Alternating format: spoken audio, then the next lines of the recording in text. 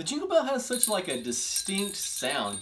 In fact, it's so distinct that I would almost argue that the jingle bell is synonymous with Christmas. So when you hear the jingle bell, you think Christmas, right? And today we're going to talk about John the Baptist again.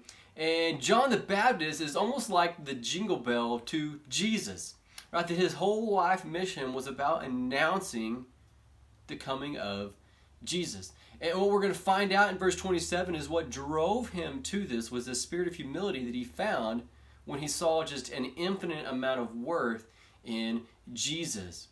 And so when we think about humility, sometimes we think that it means that we have to beat ourselves down, and that's not what it's about at all. In fact, it's about seeing ourselves accurately. And what better way to see ourselves accurately than to see ourselves through the lens of Jesus?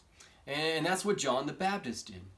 And when we also think about humility, we think maybe it means we have to stand on the sidelines, and that's not what John the Baptist did at all. In fact, he had a very active role, and he played a role in the work that God was doing.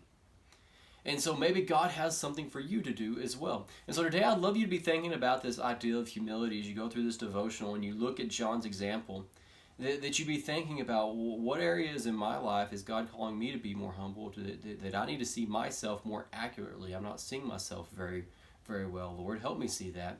Or maybe there's some work that's being out there and God's saying, hey, I want you to step into this, but I want you to do so with a humble spirit.